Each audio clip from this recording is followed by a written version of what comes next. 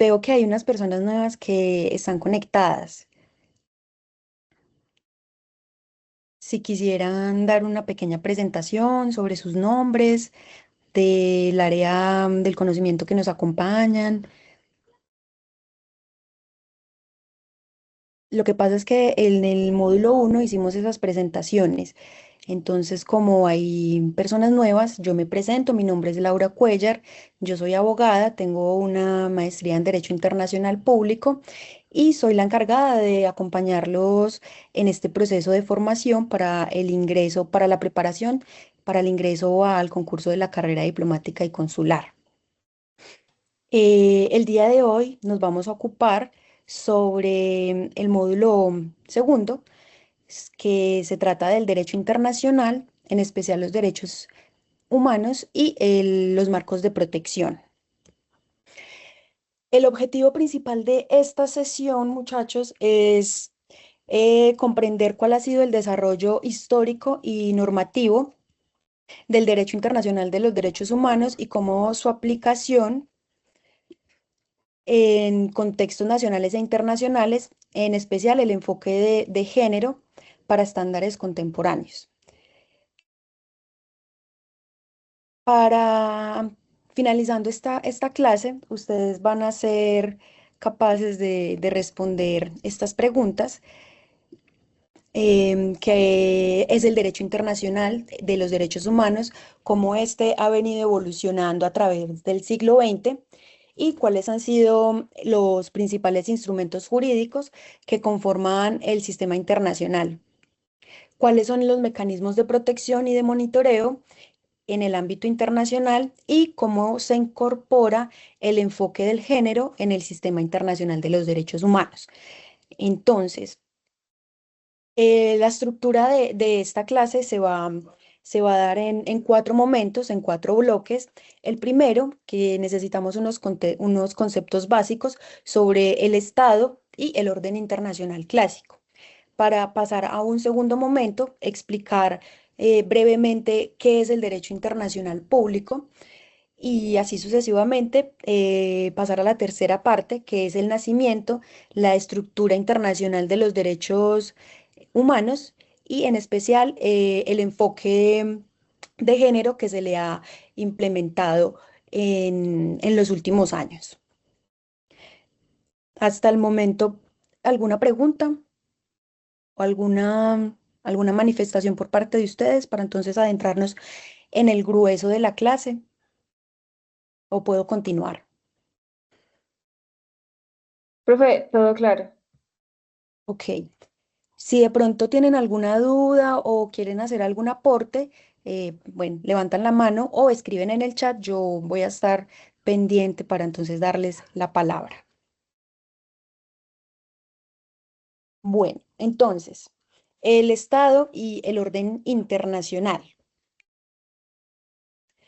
En esta sesión, de manera muy articulada, hablaremos de cuáles son las características principales del Estado. En el primer módulo vimos el Estado en un contexto interno y en este momento vamos a verlo en un contexto internacional y cómo se ha estructurado el orden internacional clásico. Entonces, estamos hablando de un escenario en el que se construye el derecho internacional de los derechos humanos y nos tenemos que detener en este instante porque es importante entender cómo es que los derechos humanos se conocen hoy en día y cuál ha sido ese origen y esa raíz. Mm, Desde una aproximación jurídica, podemos decir que un estado existe a nivel internacional cuando ocurren cuatro elementos, ¿sí? El primero es una población, no se trata simplemente de un grupo humano, sino que se trata de una comunidad relativamente estable, que se reconoce como comunidad. y en mayor o menor medida como un cuerpo político. Por ejemplo, nosotros los colombianos somos una población que nos identificamos como tal y reconocemos que existe un orden jurídico, un orden político que nos regula. Entonces, de eso se trata la población. Segundo, el otro elemento, el territorio. Qué pena. El territorio es el espacio geográfico delimitado y sobre cual el Estado ejerce una autoridad, ¿sí? Tercero, el gobierno es la organización política que ejerce esa autoridad dentro de ese espacio, de ese territorio, sobre esa población en específico. Hay muchas formas de gobierno. De eso no, qué pena el ruido. De eso no nos vamos a detener porque existen muchas formas de gobierno. En Colombia tenemos una república que ya lo vimos en el primer módulo y siguiendo pues con esta estructura de lo que es el Estado desde una perspectiva internacional, también hay una cualidad que es la más importante, por decirlo así, en el nivel internacional y es la capacidad de entrar en relaciones con otros estados. Es decir, que participa en la vía internacional, puede celebrar tratados, puede asumir obligaciones y puede reclamar derechos. Entonces decimos que un estado tiene personería jurídica. Cuando todos estos elementos, la población, el territorio, el gobierno, todos confluyen, podemos decir que estamos frente a un Estado reconocido por el derecho internacional. Y sobre todos estos elementos, la particularidad más importante es el término de soberanía. Lo mencionamos en el módulo anterior, pero acá es importante porque esta soberanía tiene tiene dos esferas, la soberanía interna, que la vimos en la clase pasada, y ahorita vamos a hablar de la soberanía externa. ¿Qué implica esta soberanía externa? Es que cada estado es dueño y señor dentro de sus fronteras. Y por decirlo de una forma muy coloquial, él puede hacer y deshacer dentro de su territorio porque él es el que está facultado y tiene la soberanía de ese territorio. Entonces, a partir de esta noción de soberanía interna y de soberanía externa, tenemos algo que se llama el orden de Westfalia. ¿Qué es esto de el orden de Westfalia? Bueno, antes de conocer el mundo como estados, de tener esta división y esta noción de estado-nación, existían los imperios, las monarquías, todo lo que se conoció en la Edad Media como el feudalismo, ¿sí? Pero en el Tratado de Westfalia, en el año 1648, que se dio porque finalizaba era el fin de las guerras religiosas en Europa.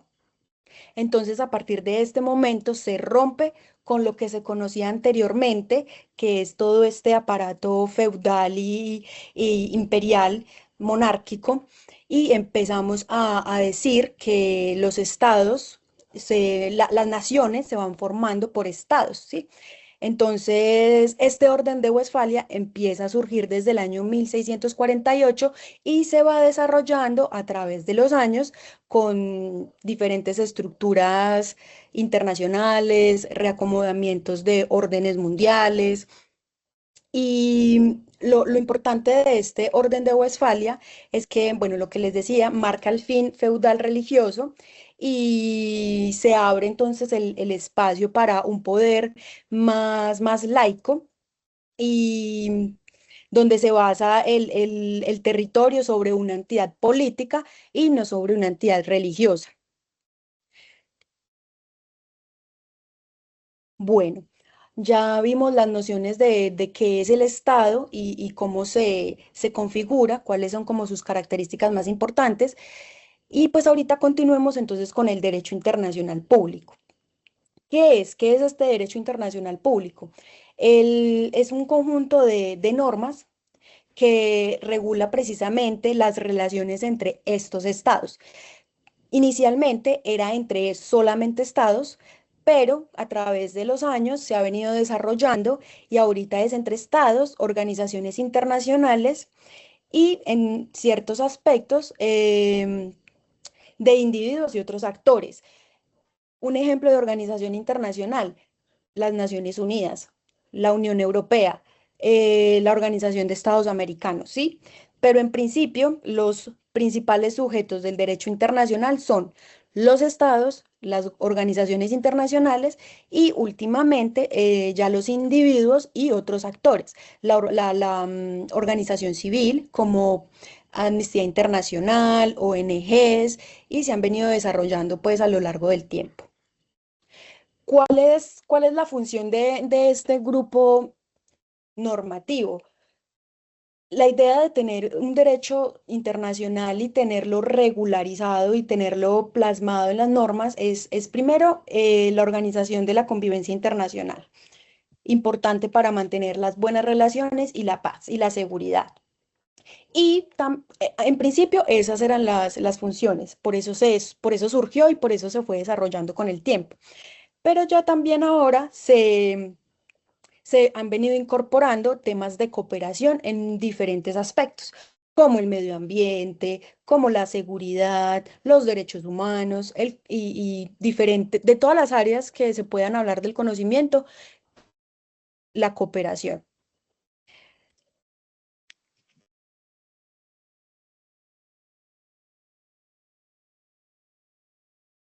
Hasta acá todo en orden, ¿alguna pregunta, duda, aclaración?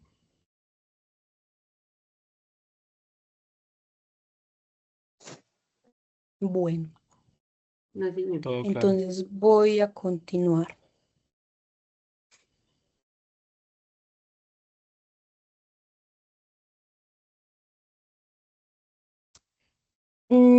Bueno, como todo este sistema jurídico internacional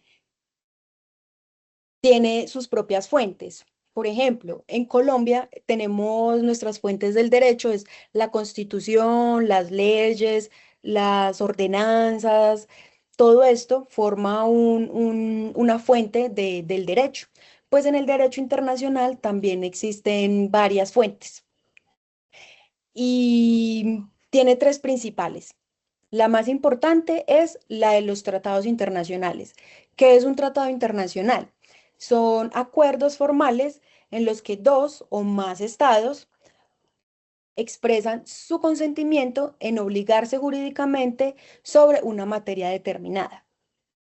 Estos tratados internacionales son leyes para los estados que lo firman. Como lo acabo de decir, expresan su consentimiento. Por eso les decía, la soberanía y la soberanía externa es la facultad de expresar su consentimiento al momento de obligarse sobre cualquier materia. Puede ser en medio ambiente, puede ser en derechos humanos, en fin, en muchas otras áreas.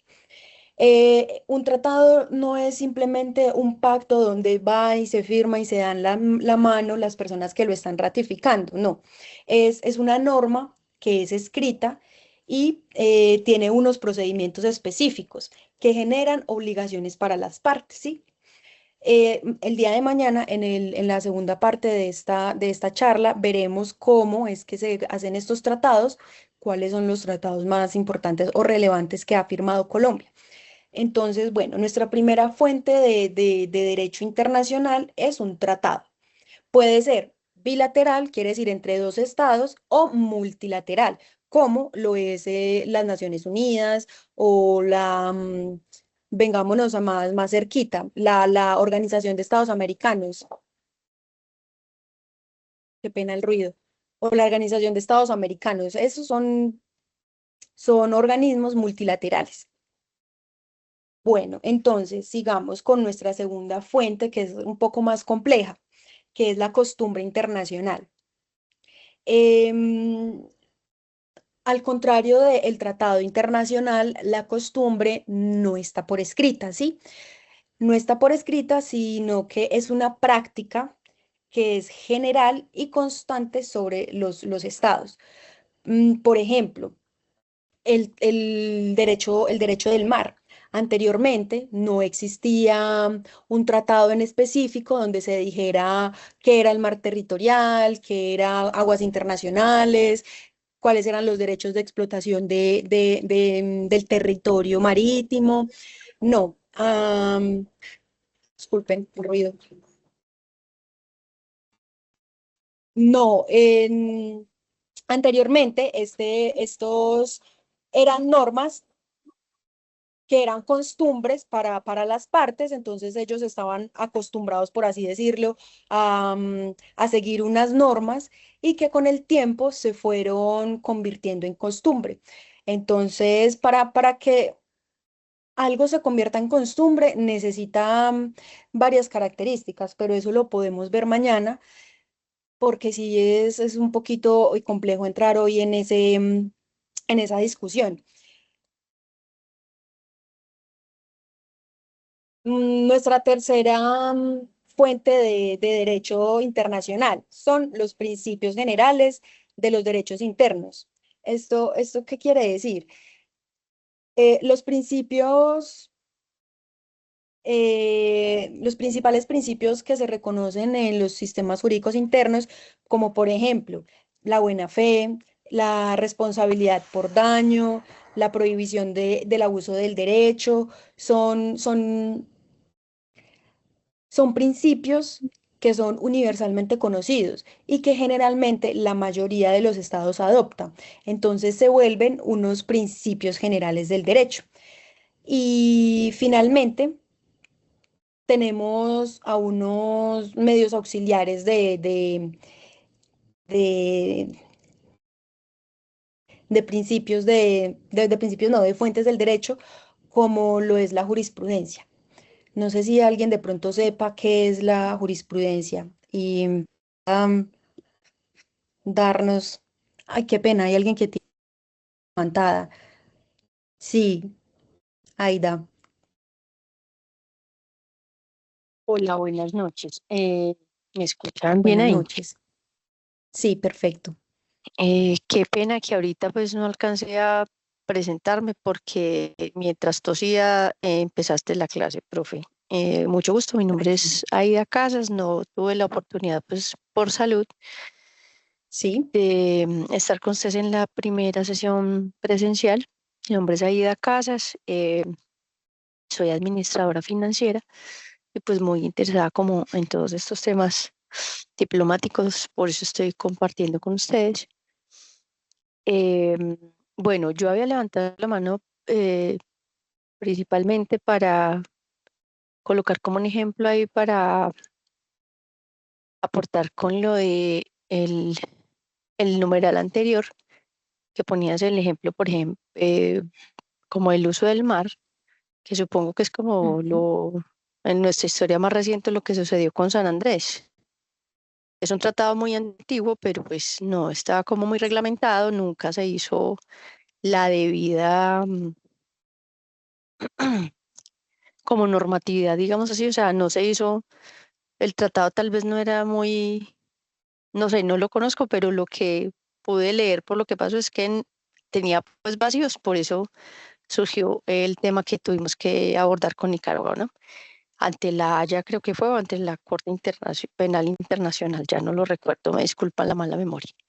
Y ahorita, pues, para aportarte ahí con lo de la jurisprudencia, es como todo el tema que se añade como a la ley. Em, para los que pues no somos abogados, no conocemos mucho, pero yo soy un poquito inquieta por el tema y la definición que tengo de eso es que está la Constitución, pues como la ley de leyes, la norma de normas, y debajo de eso pues está todo lo que hace parte como el bloque constitucional, entre eso la jurisprudencia, que es lo que las altas cortes generan, que se añade a ese bloque como leyes. No sé si estoy en lo correcto y me corriges.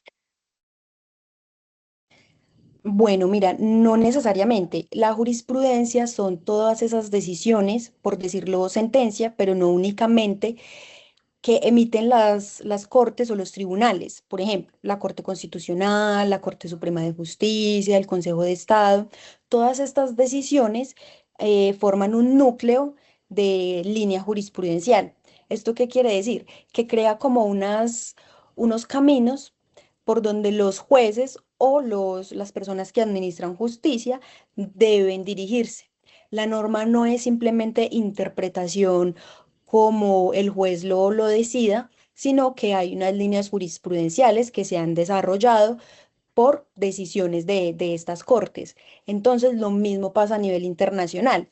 Tú mencionabas la Corte Penal Internacional y, bueno, quisiera hacer una diferenciación entre estos dos tribunales, estas dos instancias. Por un lado tenemos la Corte Penal Internacional y la Corte Internacional de Justicia. Si bien ambas hacen parte del esquema internacional, la Corte Internacional de Justicia, ella es la que se encarga de, de fallar todos esos problemas que surgen entre los estados, única y exclusivamente entre los estados. Lo que tú mencionabas, el problema que tuvimos con Nicaragua, esto fue llevado ante la Haya, la Corte Internacional de Justicia, y fue este tribunal el que decidió y el que falló. Y tienes toda la razón. El problema es que anteriormente no existía un tratado del mar. Simplemente heredamos las fronteras que nos dio la corona. No nos dio, sino que heredamos como esas delimitaciones. Pero como se ha venido desarrollando la teoría de que todos los estados que tienen acceso al mar tienen derecho a 200 millas náuticas, bueno, estas 200 millas náuticas de San Andrés estaban dentro de Nicaragua, ¿sí? Entonces por eso fue que se generó el pleito, porque si bien teníamos un título y una herencia de delimitación, pues el derecho ha reconocido estas delimitaciones. Es un buen caso para que estudiemos mañana. De hecho, era el caso que tenían pensado para que estudiáramos y analizáramos. Y, y bueno, con respecto a la Corte Penal Internacional, esto ya hace parte el esquema de los derechos humanos, ¿sí? Y de los mecanismos de protección que existen. Pero la Corte Penal Internacional juzga los crímenes de guerra, pero de individuos. Entonces, condena personas naturales, más no estados, ¿sí? Entonces, para que hagamos de una vez la diferencia y vayamos teniendo claridades sobre conceptos. Sí, Valentina. Hola, buenas noches para todos, ¿cómo están? Buenas noches. Bien, Bueno, gracias. muchas gracias. Bueno, Laura, pues inicialmente pues alzaba la manito para uno excusarme por no haber asistido a la primera sesión, no había visto bien los correos electrónicos que fueron enviados, presentarme, mi nombre es Valentina Osorio Correa, administradora pública territorial. Eh, y tenía como una consulta respecto a lo que hablabas del tema de las costumbres. Pues me llama la Sí. atención y desconozco ese punto específico. Me llama la atención respecto como actualmente hay ese tipo de actividades en ese ejercicio de las relaciones internacionales y ese derecho internacional. Actualmente todavía se sigue viendo esa costumbre internacional dentro de esa movilización o pues ya no se ve. Quería hacerte como esa consultica. Muchas gracias. Mira, es súper interesante porque si bien en el derecho internacional hasta el momento ya de todo se había hecho un tratado, derecho del mar, derecho del espacio, derechos humanos, sí hay unas teorías que últimamente se han venido desarrollando, sobre todo una todavía no se convierte en costumbre porque muchos es que como es a nivel internacional juegan también los intereses de los estados, ¿sí? Entonces, se habla hoy en día de la obligación de intervención. Por ejemplo, cuando al interior de un estado, recuerden que la soberanía de un estado es la no injerencia, que nadie se inmiscuya en los intereses o en las áreas de un estado a nivel interno. Si bien esa es un principio a nivel internacional de no injerencia, pues ese principio de no injerencia tiene unos límites. Por ejemplo, cuando hay genocidio, cuando hay violaciones reiteradas de derechos humanos. Entonces, en ese aspecto se ha venido desarrollando por el momento no es costumbre, pero hay una doctrina de intervención para la protección de los derechos humanos de las personas en lugares donde se están violentando por parte del Estado. Pero es muy delicado porque, bueno, entonces según quién da la orden de intervenir, ¿sí? ¿Quién está diciendo que es el Estado el que está violentando o realizando este genocidio? Entonces, hay varias teorías, hay varias vertientes, unos que apoyan, otros que no apoyan.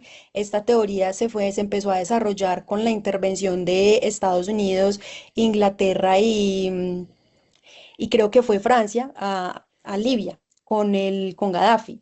Entonces ellos utilizaron esta posición para intervenir allá en los asuntos de este país, de este estado, y se ha venido desarrollando con más, con más, con más énfasis porque pues tenemos conflictos internos latentes en muchas partes del mundo.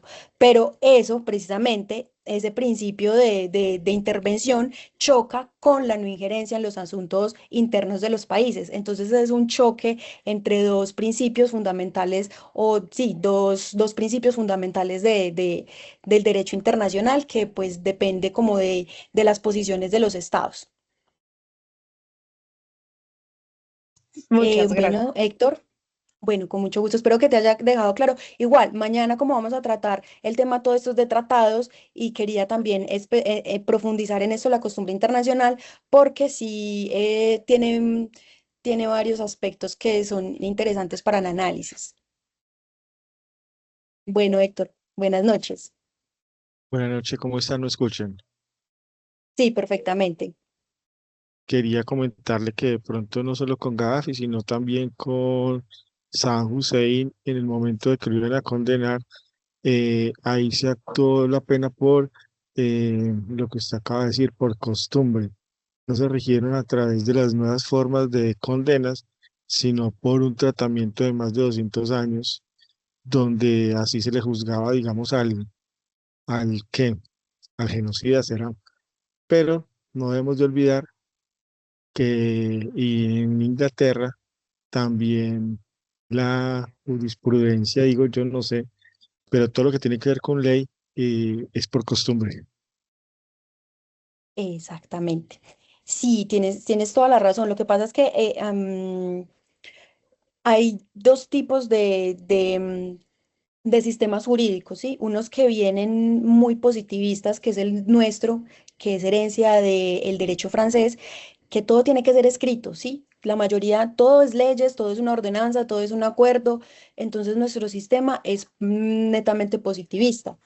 En cambio, la Commonwealth, que es Inglaterra, y bueno, todo su engranaje jurídico es por la costumbre, que ha venido acompañando siempre sus tradiciones y son muy diferentes esos dos posiciones jurídicas, pero también la encontramos en el aspecto internacional. En el aspecto internacional tenemos ambas. Tenemos la costumbre y los tratados como esa fuente de derecho positivo. Tenemos los dos. Es una combinación de ambas.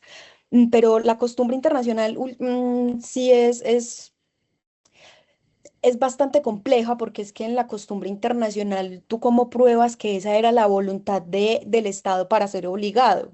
Es muy difícil. Mientras que en un acuerdo o perdón, en un tratado, en el tratado sí está tácitamente que el Estado está obligado no, está manifestando su voluntad de obligarse, ¿sí? Perdón la redundancia, pero él está diciendo, sí, estoy de acuerdo, yo me obligo y asumo las consecuencias de lo que estoy firmando. Mientras que en la costumbre internacional toca empezar a mirar entonces cuál ha sido la posición, ejemplo, cuál ha sido la posición de Colombia históricamente frente al tema en Palestina. Siempre había sido muy tímido, siempre había intentado mantener la distancia, sobre todo acompañando la posición de Estados Unidos. Esa ha sido la costumbre de Colombia. Pero ¿qué pasó ahorita con el nuevo gobierno? Hay una nueva posición. Entonces es muy difícil porque en probar una costumbre internacional a través de los años, los gobiernos van cambiando, las posiciones van cambiando. Entonces entrar a decir que aplica esta costumbre internacional para el total de los estados es bastante complejo. Pero igual ha sido una fuente histórica del derecho internacional. De hecho, ha sido la primera, fue la primera, porque el derecho internacional humanitario, que es el derecho de la guerra, también anteriormente era costumbre. Antes no había un tratado de decir es que saco una banderita blanca y eso, y lo dejaron en un tratado. No, esa era la costumbre, sacar una banderita blanca y decir me rindo. Ya ahorita se positivizó y se tradujo en varios tratados internacionales. Entonces es como el origen de todo el engranaje internacional, que hoy en día es muy difícil que se dé una ley internacional bajo la costumbre, es bastante difícil, pero que hay teorías y hay vertientes de que se puede hacer, las hay. ¿Alguien de pronto les quedó claro estos dos puntos que estábamos mencionando? Ah, bueno, y muchas gracias por las presentaciones, bienvenidos a estos cursos, espero tenerlos mañana también y presencialmente el sábado. Perfecto. Entonces, continuemos con nuestro derecho internacional. Bueno, entonces, finalizamos pues la parte de el derecho internacional diciendo que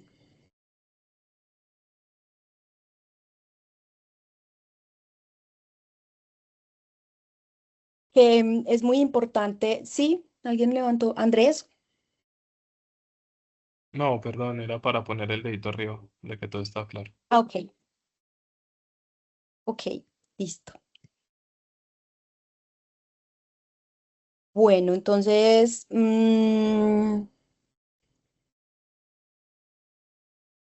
bueno, entonces para finalizar con esta parte del derecho internacional, em,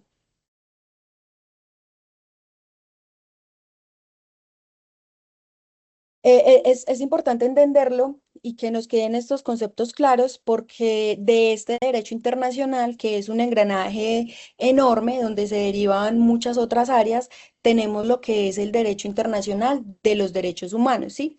Y que es muy importante en esta, en este módulo porque no simplemente existieron o se obtuvieron los derechos humanos, no, es el subsistema dentro del derecho internacional que se rige igualmente con tratados, costumbres, principios, organismos internacionales, pero el enfoque cambia, ¿sí? Ya en el derecho internacional de los derechos humanos ya no tenemos al Estado como centro centro de sujeto de derechos, sino que ya es la persona como el centro de protección. Entonces, cuando hablamos de derecho internacional público, es el marco general que tenemos, ¿sí? Que ordena a la comunidad internacional quiénes son los actores, qué pueden hacer, cómo se organizan, qué no pueden hacer, cómo se crean las normas y cómo se resuelven las controversias. Lo que les decía, la Corte Internacional de Justicia es el órgano principal para resolver estos problemas entre los estados. Y entender este marco es importante para entender cómo se ha desarrollado dentro de ese sistema específico la protección para el ser humano. Y más recientemente, que es como la orientación de este módulo, incorporado de manera creciente el enfoque de género en la interpretación y en la aplicación de todas estas normas, porque una particularidad de este enfoque es que es transversal, no solamente en materia de derechos humanos, sino que se ha ido desarrollando en todas las áreas y en todas las esferas del derecho internacional, incluso dentro del derecho nacional. Entonces, del derecho internacional de los derechos humanos, su origen. Em, nos vamos a concentrar en el nacimiento de este derecho. Y tenemos que decir que empieza desde las experiencias, desde las malas experiencias que tuvimos en el siglo XX, la Primera Guerra Mundial, la Segunda Guerra Mundial, la Guerra Fría y todos los conflictos que se fueron desencadenando a lo largo de este siglo, ¿sí? Pero en especial después de la Segunda Guerra Mundial, en donde pues se descubrieron todas estas atrocidades, estos crímenes masivos que fueron cometidos por estructuras y regímenes que actuaban dentro de la legalidad interna. Alemania estaba posicionada en que era su asunto interno y que por eso entonces podía hacer o deshacer dentro de su territorio. Entonces, estos horrores, lo que es el holocausto, los campos de concentración, las políticas de exterminio, la persecución, todo esto nos demostró que un Estado puede usar todo su aparato jurídico, administrativo, militar, sobre todo, para aniquilar a ciertos grupos de personas dentro de su propia población. Entonces, ¿qué pasó? Frente a esta realidad, la comunidad internacional dijo, no, esperen un momento, ¿qué está pasando?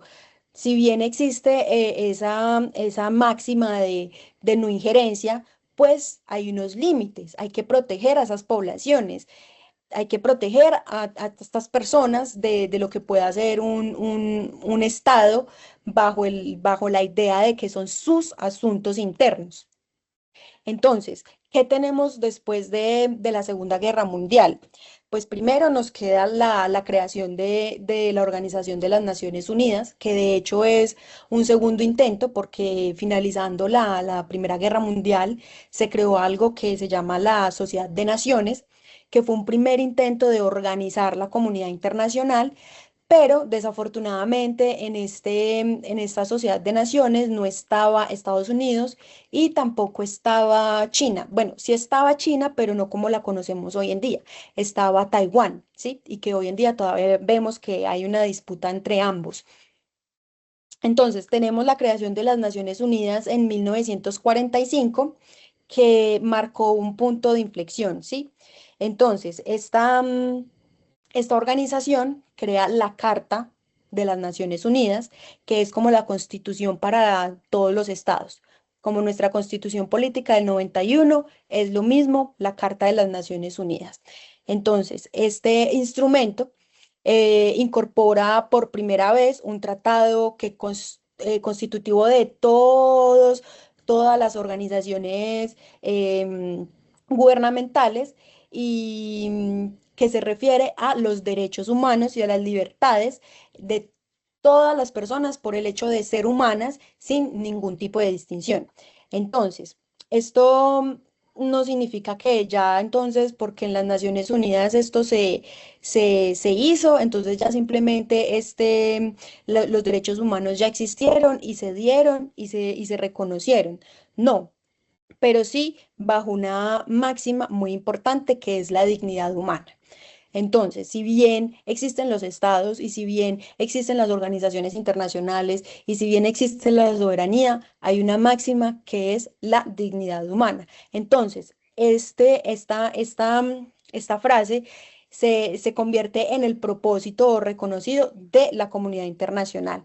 Entonces, la paz es a partir de reconocer la dignidad de todas las personas y que ya simplemente entonces la paz es la ausencia de la guerra, sino que también es un orden que se basa en el respeto a las personas.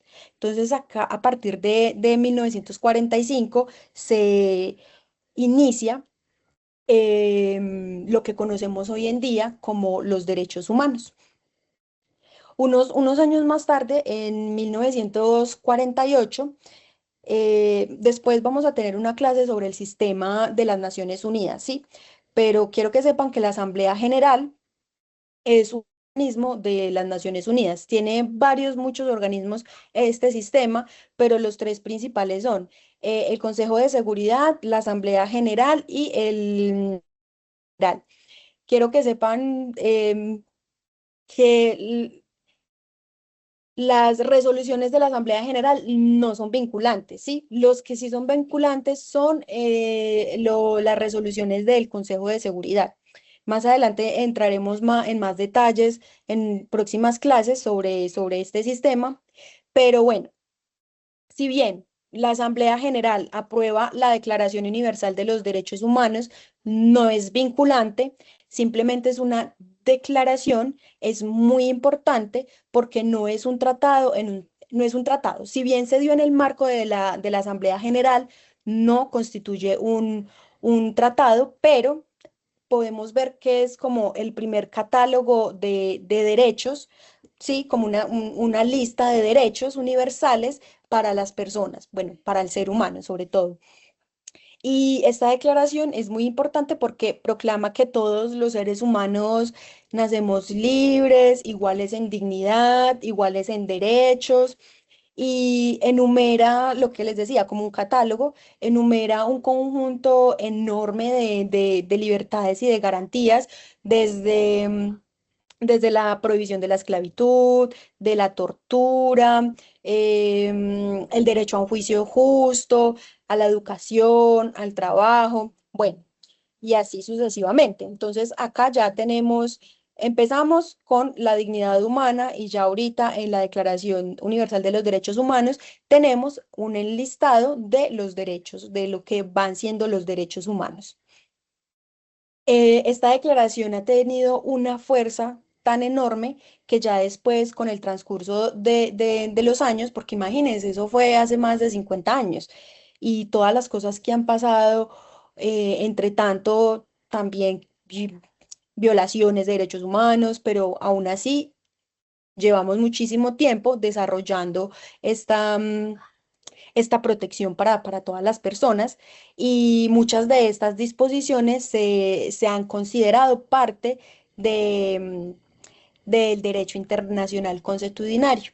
¿Qué es esto del derecho internacional consuetudinario? Lo que hablábamos ahorita, la costumbre, ¿sí? La costumbre. Entonces, si bien miren que no son tratados, no son formas que obligan tácitamente a los estados, sí se ha venido considerando como derecho de la costumbre. Entonces, como son costumbre, se van volviendo obligación para los estados. También esta declaración ha inspirado muchísimas constituciones, muchas legislaciones, muchas jurisprudencias a lo largo y ancho del mundo.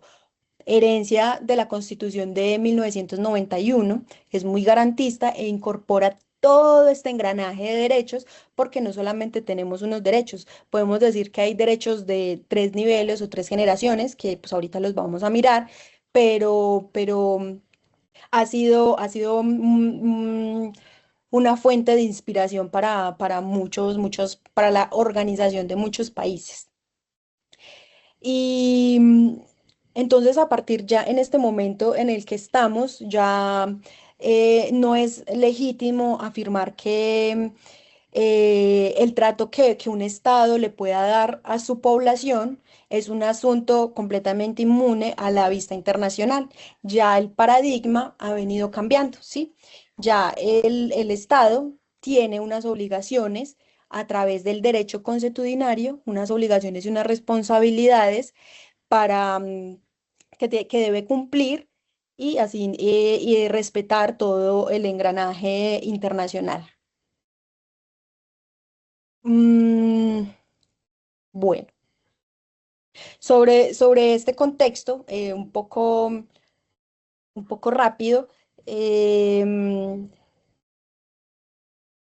se edifica la estructura del derecho internacional de los derechos humanos y tenemos unas características, lo que les decía, su primera característica central es la dignidad humana como fundamento, ¿sí? Los derechos no se conciben como concesiones que nos da un Estado a todos sus ciudadanos, sino que son atributos inherentes a toda la persona, simplemente por ser persona. No sé si esto les queda claro porque es muy importante. Es la base de todos los derechos humanos. Es decir, la dignidad humana, todos estos atributos de los derechos humanos simplemente se dan simplemente porque soy un ser humano, ¿sí? Y esta dignidad es el criterio último frente al cual se deben medir todas las leyes, todas las políticas y todas las prácticas estatales.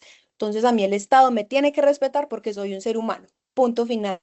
No importa mi color, no importa mi raza, no importa mi ideología, no importa nada. Simplemente soy un ser humano, entonces soy objeto, soy beneficiaria de estos derechos. Otra característica que tenemos de estos derechos es la universalidad. ¿Qué significa esto? La universalidad de los derechos humanos quiere decir que corresponden a todas las personas en todas partes, independientemente de su nacionalidad, de su raza, de su sexo, lo que les mencionaba. Si bien yo soy colombiana, yo acá tengo mis derechos humanos, yo me puedo ir para cualquier parte del mundo e igual allá tengo mis derechos humanos, independientemente de dónde esté, de dónde sea, de qué religión, de qué opinión política, cuál sea la orientación. Entonces, acá tenemos nuestra segunda característica fundamental, que es la universalidad de los derechos. Entonces, llevamos dignidad humana, universalidad de los derechos.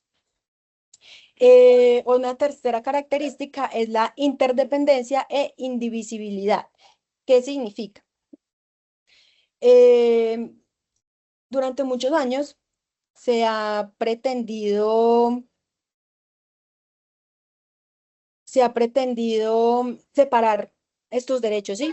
Por un lado, los derechos civiles y políticos, como el sufragio, como la libertad de expresión.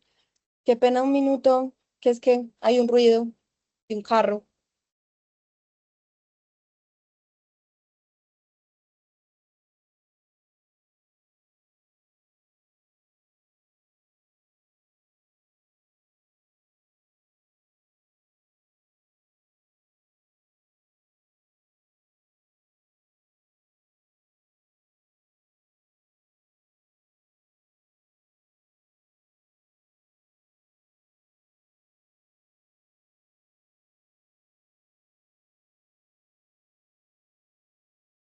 Bueno, ya muchachos, ¿me escuchan bien?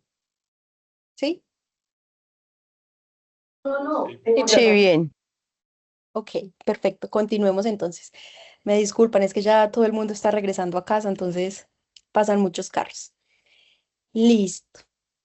Les decía, una tercera característica es la interdependencia y la indivisibilidad de los derechos, que se pretendían separar, ¿sí? Por un lado, se pretendía tener los derechos civiles y políticos, como el voto, como la libertad de expresión, y por otro lado, se pretendían tener los derechos sociales y económicos y culturales, como la salud, como la educación, como el trabajo, como si fueran unos derechos verdaderos y otros unas solas aspiraciones, sobre todo los económicos.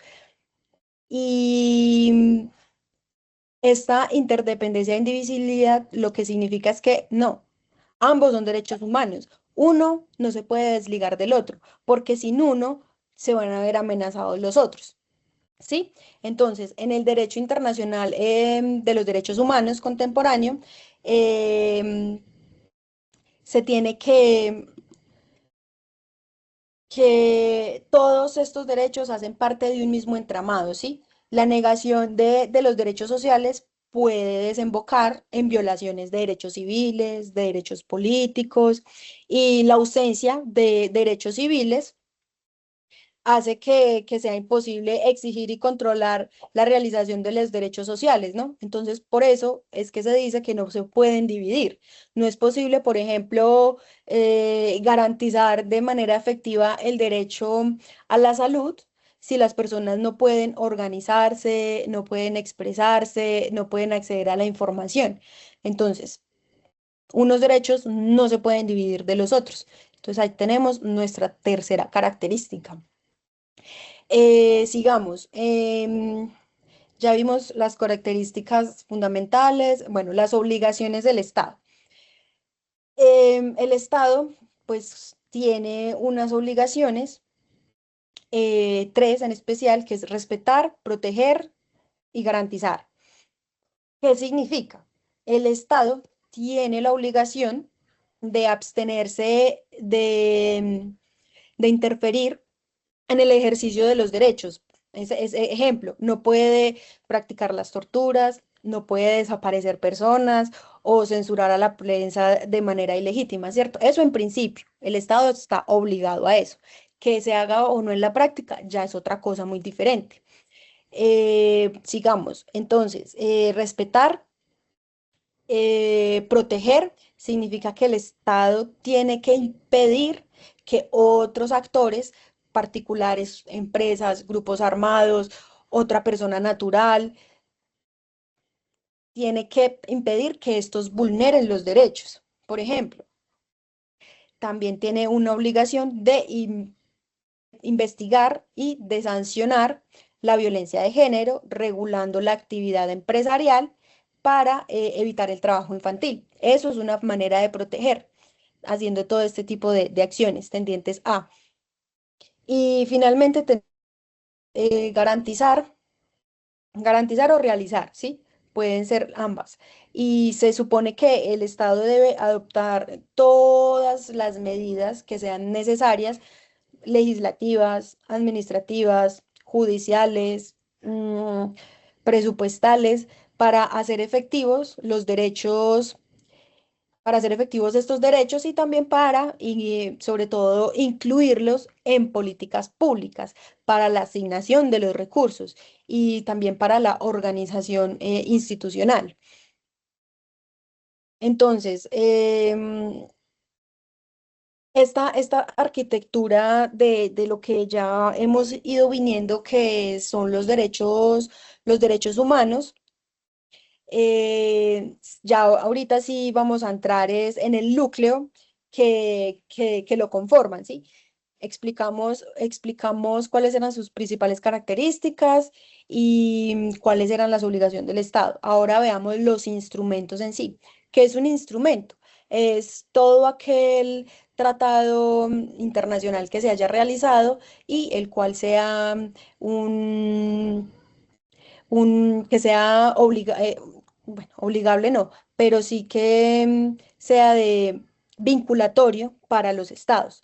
Entonces, tenemos la Declaración Universal de que les hablaba ahorita, que, que se dio en el marco de las Naciones Unidas. Entonces, la Declaración Universal, tenemos 3 años después el Pacto Internacional de los Derechos Civiles y Políticos, el Pacto Internacional de los Derechos Económicos y Sociales y Culturales, y que se adoptaron en 1966 y que entraron en vigor desde los años 70. Entonces, en el marco de las Naciones Unidas tenemos estos tres: Declaración Universal de los Derechos Humanos, Pacto Internacional de los Derechos Civiles y Políticos y el Pacto Internacional de los Derechos Sociales, de los Derechos Económicos, Sociales y Culturales, ¿sí? Estos pactos transformaron en muy buena parte lo que era la Declaración Universal en cuanto a las obligaciones, lo que les decía, que son jurídicamente vinculantes. ¿Sí? Si bien la declaración era de la Asamblea de las Naciones Unidas y no tenía un carácter vinculante, estos pactos sí son de carácter vinculante. Ya en estos instrumentos, los estados dijeron, sí, nosotros queremos ser parte de estos pactos, entonces nos vamos a obligar. Entonces ya podemos decir que se encuentran los estados vinculados y los ratifican. Mañana veremos cómo es este proceso de ratificación, sobre todo acá en Colombia, pero cada estado tiene su proceso de ratificación para los estados, para los tratados. Una cosa es entrar en vigor, otra cosa es ratificar, otra cosa es firmar, ¿sí? Y no todos tienen las mismas consecuencias jurídicas, pero entonces ya mañana lo veremos. Bueno, entonces, en este marco de las Naciones Unidas tenemos estos instrumentos, pero también se han venido desarrollando unos tratados especializados, sobre todo por las guerras que se dieron con lo que pasó en Ruanda y con lo que pasó en Yugoslavia, ¿sí? Entonces tenemos estos tratados especializados que se tratan sobre la Convención para la Eliminación de todas las formas de discriminación racial, la, la, venga que no pase la diapositiva, muchachos, qué pena. Bueno, acá están.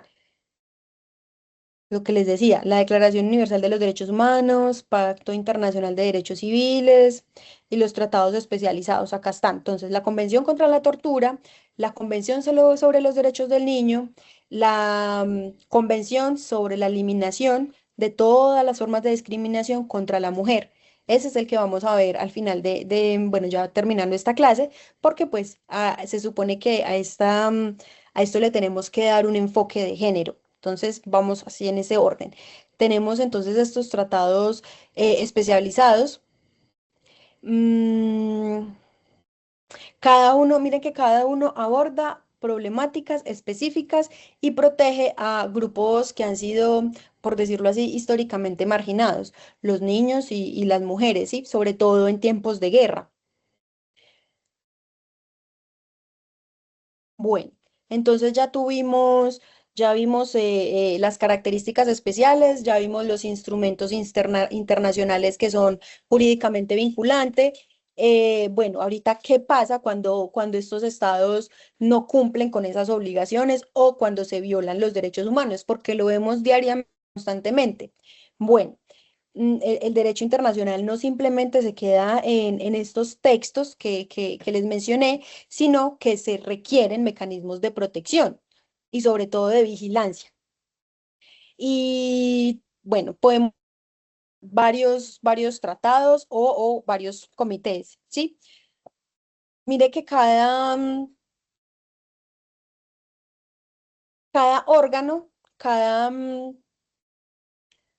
comité perdón, cada instrumento que se ha firmado tiene sus propios comités, ¿sí? Entonces, por ejemplo, del, del Pacto Internacional de los Derechos Civiles y Políticos tenemos el Comité de los Derechos Humanos, Civiles y Políticos.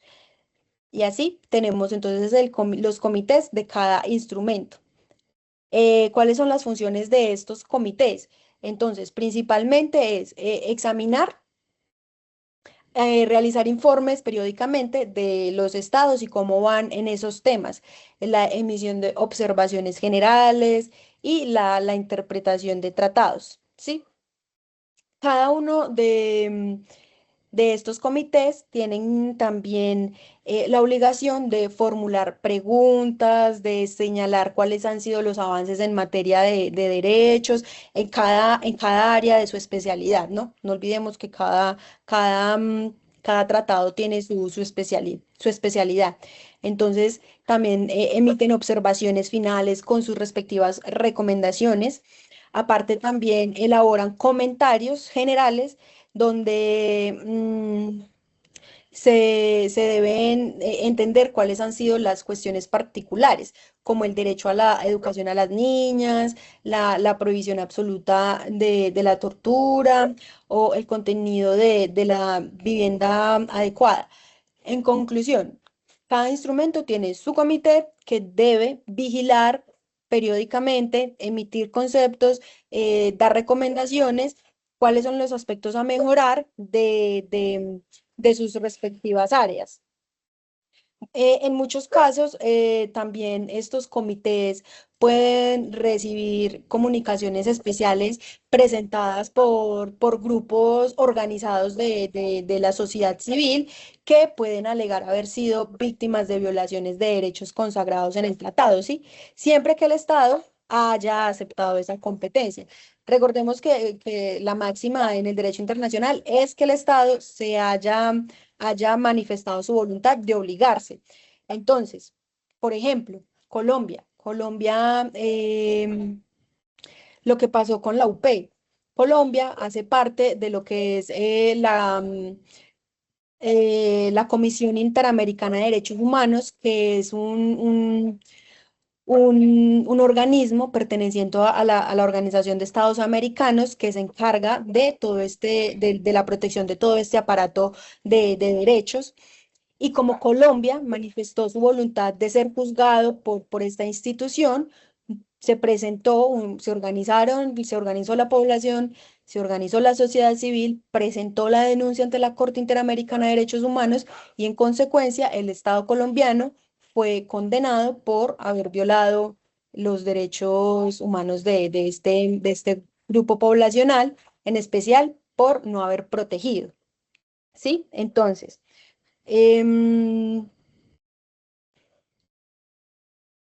si se cumplen con... Lo que pasa es que también, muchachos, hay que tener en cuenta hay algo, es que estos organismos internacionales pueden entrar a fallar no, a conocer, a investigar estas cosas que pasan a nivel interno de los estados, siempre y cuando sea subsidiariamente. ¿Qué quiere decir esto?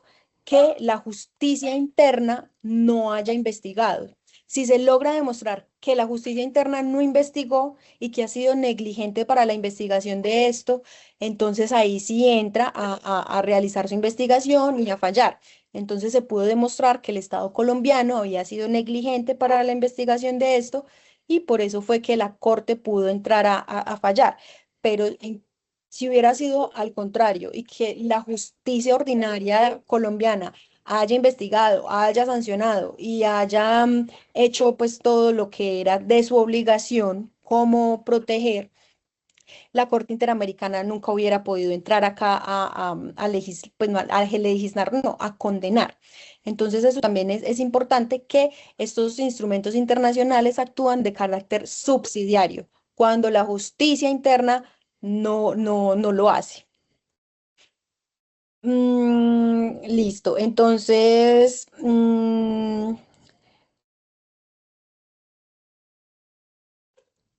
junto a estos tratados, ¿sí? De las Naciones Unidas, también existen otros mecanismos. Por ejemplo, dentro de las Naciones Unidas encontramos el Consejo de Derechos Humanos, ¿sí? Que es un órgano intergubernamental que examina las situaciones temáticas y de cada país, de cada estado, y adopta resoluciones y estableciendo mandatos de procedimiento especial, ¿sí? También laboratorías, envía grupos de trabajo que el objetivo final es hacer un examen periódico universal, como un examen para ver cómo estamos en temas de derechos humanos. Es un proceso mediante el cual absolutamente todos los miembros de Naciones Unidas son evaluados periódicamente, ¿sí? Por todos sus pares en derechos humanos. Entonces yo puedo ir a la Asamblea General y hacer una crítica porque se están violando los derechos humanos en X o Y país. Entonces esto también es una forma de hacer un control de vigilancia y no tanto para condenar, sino para ejercer presión, por decirlo así. Mm, bueno, lo que les decía, finalmente, todo este engranaje de los derechos humanos tienen unos sistemas regionales de protección, ¿sí? En el sistema interamericano, bueno, tenemos la Corte Interamericana de Derechos Humanos, también, así como existe acá en esta región, existe en Europa y también existe en África, ¿sí? Existen tratados como la el Convenio Europeo o la Carta Africana, que han dado lugar a comisiones y a cortes regionales que tiene efectos jurídicos muy importantes. También tienen temas como la reparación a las víctimas y órdenes de adecuación normativa. ¿Qué significa esto? Que si desde el mismo aparato estatal, desde la justicia, se violan sistemáticamente los derechos humanos desde la norma, entonces se ordena que exista una adecuación normativa. Bueno, entonces, lo que hablábamos ahorita de la jurisprudencia. todas estas cortes regionales generan lo que acabo de decir, la jurisprudencia, que aterriza todos estos principios generales, todo esto que les he venido diciendo, a casos concretos, casos particulares, y que han generado reformas, muchas reformas a lo largo y ancho del territorio, ¿sí? Em, Todo este entramado de pronto hay alguna pregunta hasta este momento o alguien quiera aportar algo. Ok, bueno, continúo. Em, este entramado de normas, de órganos, de procedimientos, todo esto define lo que es el nacimiento y la estructura de los derechos humanos, cómo comenzó, que comenzó como una reacción al horror que se había presentado en la época de la Primera y la Segunda Guerra Mundial, ¿sí? Y se vino desarrollando históricamente como un subsistema jurídico que introduce, digamos, que introduce límites a lo que llamábamos al inicio de nuestra clase la soberanía interna de los estados, ¿sí? Y configura todas unas obligaciones para que los estados realicen y ofrece también muchas vías de exigibilidad para las personas cuyos derechos han sido siempre vulnerados. Entonces podemos decir que hemos ido avanzando y hemos ido desarrollando a través del tiempo este subsistema jurídico que nos ha permitido la protección a nosotros como especie sobre todo. Y entonces, teniendo entonces ya esta base de lo que hemos hablado durante toda la sesión, entonces ya entonces podemos entrar a analizar con mayor detalle cómo se incorpora en todo esto, toda esta universalidad de derechos, el enfoque de género, ¿sí? ¿Cuáles son esos estándares y cómo se traduce esto pues en la práctica de la acción exterior y diplomática, sobre todo colombiana? Entonces pasemos ya a nuestra última parte de la sesión de hoy, que es el enfoque de género y en el sistema internacional de los derechos humanos. Ay,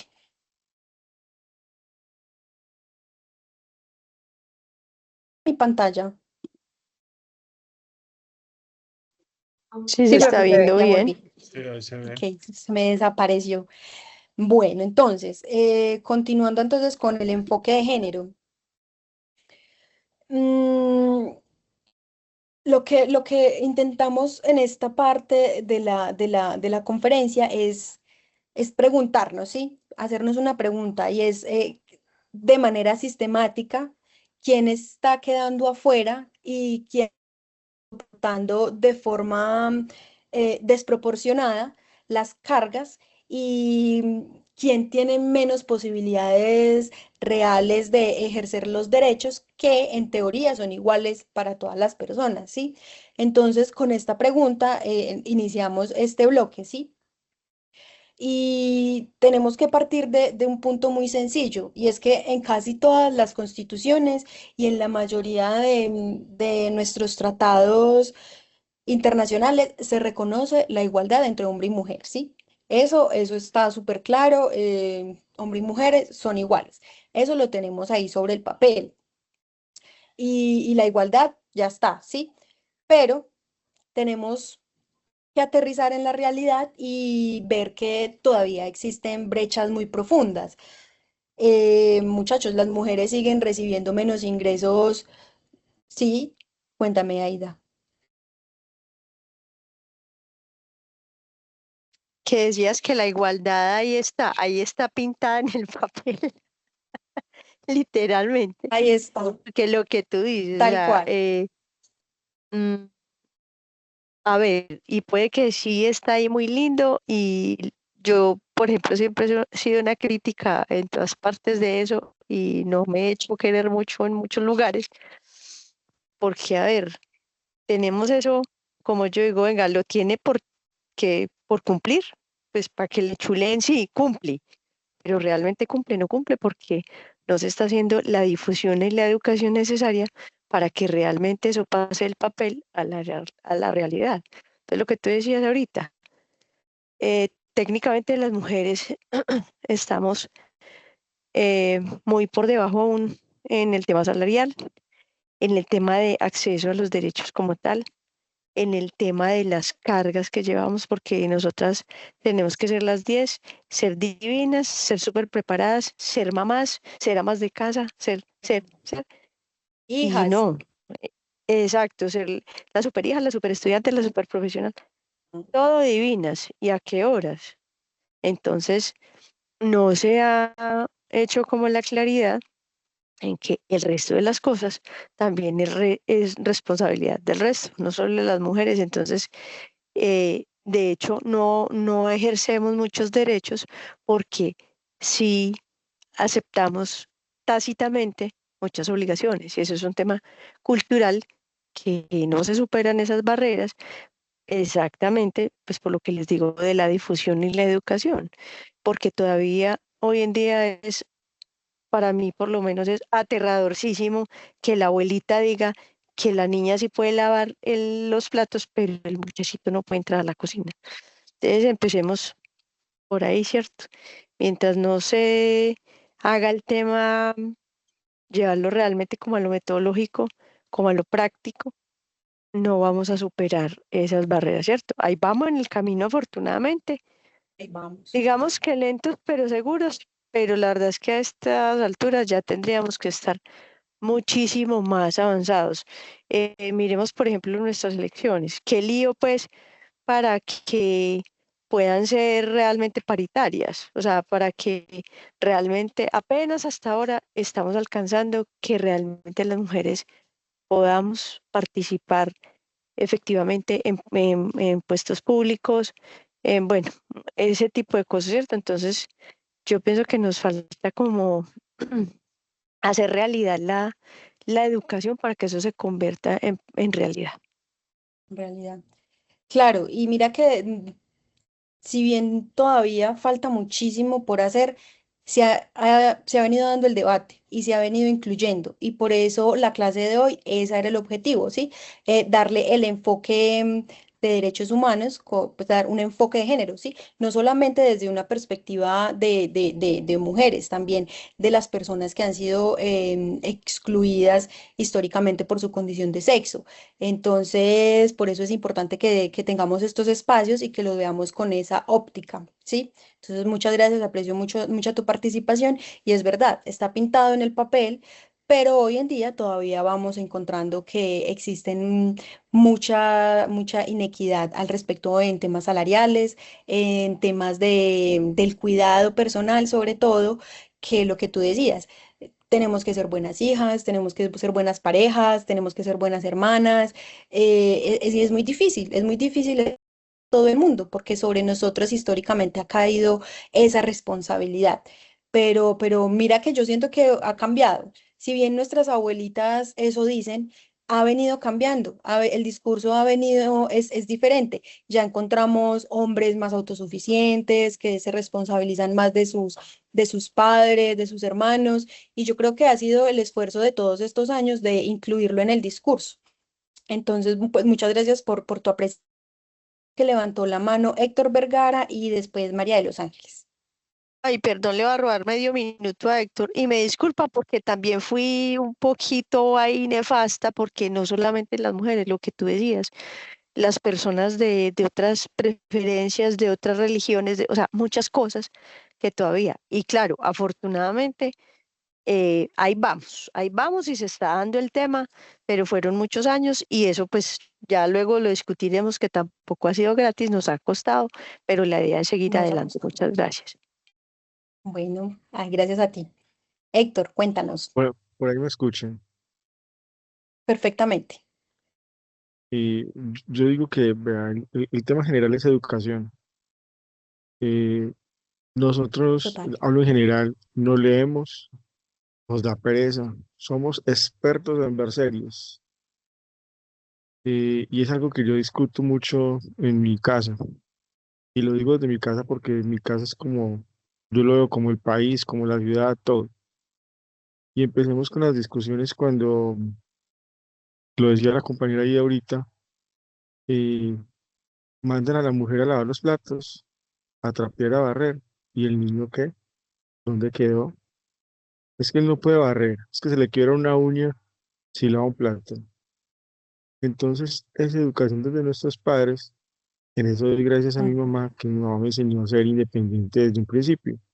Ella, siendo muy machista, pienso yo, hablaba de que yo no necesitara o que mi hermano, somos dos, no tuviéramos la necesidad de una mujer para vivir. Y en eso me enfoqué toda la vida. Eh, no se necesita de otra persona, hombre o mujer, para hacer bien las cosas, aprenderlas y ya. A veces tenemos una visión muy feminista de la mujer, tiene, para mí, en mi concepto, muy feminista, y me puedo equivocar, que la mujer debe de ser igual al hombre. No, es que no debe ser, es que así se deben hacer y así se debe ser la concepción desde el principio. Es que la mujer hay que llegar a la paridad en el gobierno. No, es que desde un principio debe de ser así. No debemos de preguntarlo. Son unos derechos que no se ganaron. No, es que deben de ser así desde que se hicieron. Y el hombre, a veces somos muy facilistas. Y voy a dar un ejemplo. En gobierno, no recuerdo, creo que es en el Ministerio de la Igualdad, donde el ministro es un hombre que se hace eh, llamar, eh, que se percibe como mujer.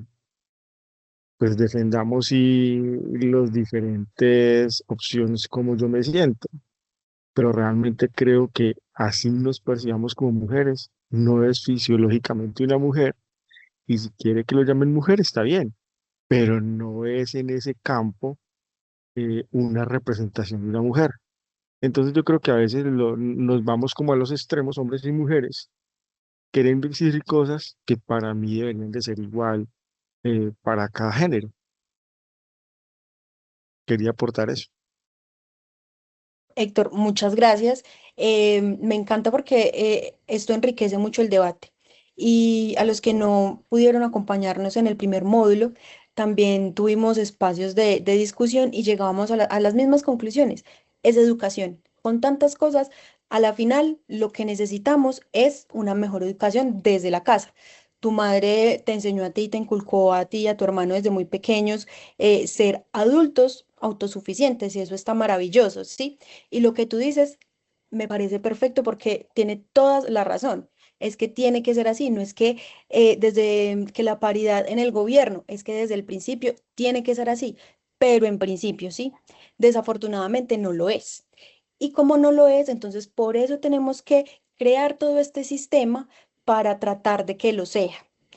Y también comparto tu idea, es que no se trata de que todos seamos iguales, porque incluso entre mujeres no somos iguales. Unas tenemos unas características, otras, otros gustos, y ni siquiera entre nosotras somos iguales. Entonces no se trata de homogenizar a todo el mundo, sino que haya igualdad en el acceso a los derechos, sobre todo, ¿sí? Derechos y que que seamos visibles ante la institucionalidad en igualdad de condiciones. Entonces no se trata de que todos somos iguales y que si usted quiere ser mujer, entonces va a ser igual que yo. No, es el acceso a los derechos en la misma proporción en la que lo son los hombres. Entonces, comparto mucho tu opinión y gracias por la participación. María de los Ángeles.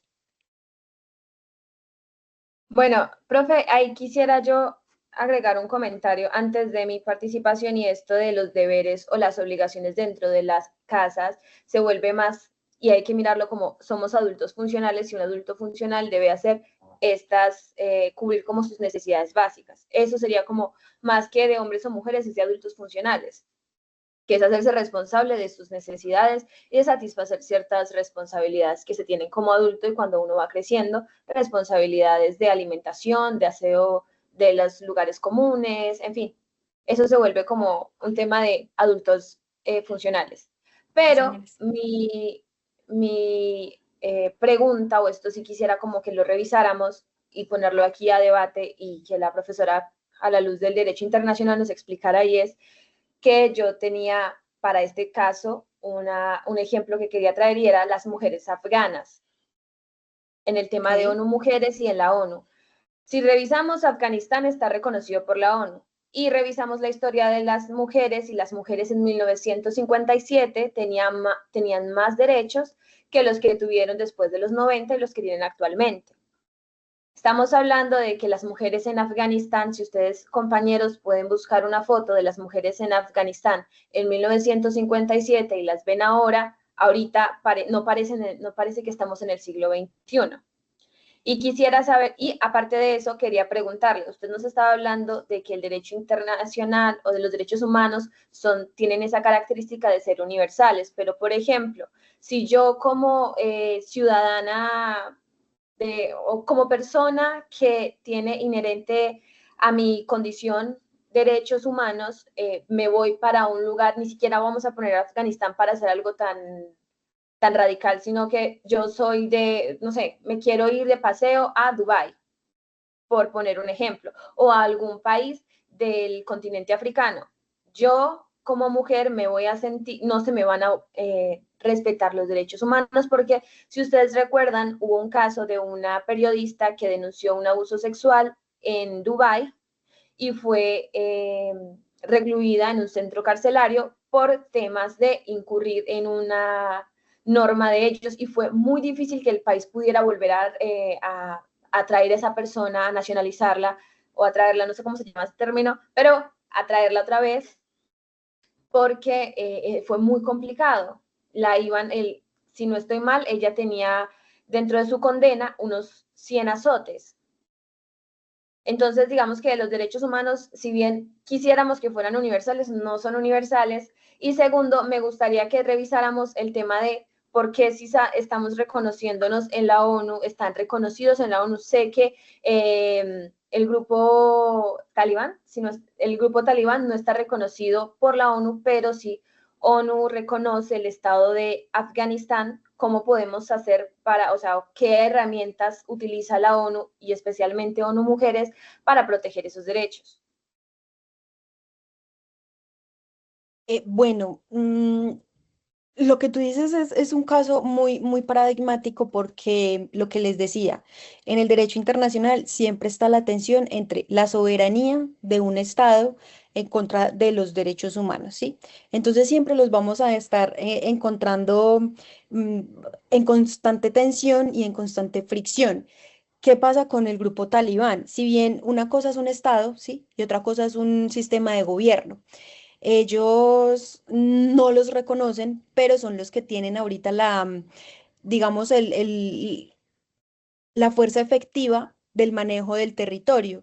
Entonces lo reconocen y han reconocido históricamente a Afganistán como un estado y por ende no lo dicen, pero se reconoce a los talibanes como una forma de gobierno. Pero entonces, mira, acá encontramos una situación muy difícil porque es muy complejo ir a ayudar a alguien que no quiere ser ayudado, ¿sí? Tal vez muchas de estas mujeres sí quieren más derechos y que reclaman más derechos y supongo que hay un grupo organizado en Afganistán que lo exige. Hay muchas otras que dicen, es que esta es mi libertad. Entonces, ¿dónde está mi derecho humano a mi religión, a mi decisión, a mi libertad? Entonces es muy complejo porque para lo que, para lo que para nosotros significa los derechos humanos, para ellas significa derechos humanos de otra perspectiva. Ellas de una u otra forma lo están ejerciendo también. Entonces, y no solamente pasa con el tema de los derechos humanos de las mujeres en Afganistán, también lo que pasó en Qatar, cuando se celebró el Mundial de Fútbol.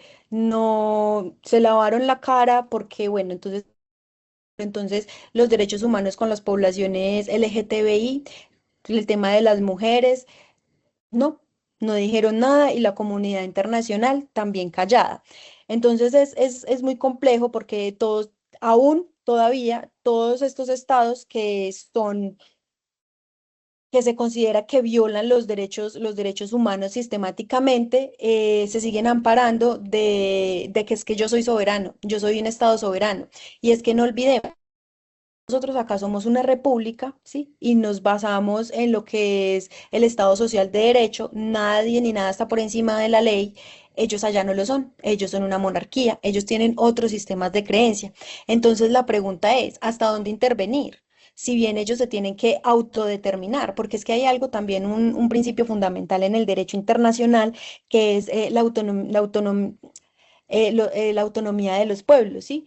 ¿Dónde queda entonces? Si ellos son libres, entonces ellos se pueden perdón, no es la autonomía, sino la autodeterminación de los pueblos. Es un principio fundamental en el derecho internacional. Entonces, ¿hasta dónde intervenimos? Entonces, esa es la pregunta. ¿Hasta dónde vamos a intervenir? Si bien para nosotros es algo que no es normal y se han venido vulnerando estos derechos de estas mujeres, para la mayoría ya en esos territorios no lo es. Y recuerdo porque tuve la experiencia de conocer a una chica que portaba la yihad y ella me decía, es que yo tengo el derecho de portarlo, porque alguien me tiene que decir lo contrario, es mi religión, es en lo que creo. Y, y tiene razón, porque es que ella está ejerciendo una voluntad, supongamos, libre dentro de su sistema de creencias, pero entonces, ¿quién soy yo para decirle no, no lo use? Es que eso no está bien, es que eso la está sometiendo. Entonces es bastante complejo porque, bueno, también hay que tener en cuenta el contexto de la creación de los derechos humanos, y es que es un sistema occidentalizado, por decirlo así. El origen fue en Europa, ¿sí? Y nosotros lo hemos ido recogiendo.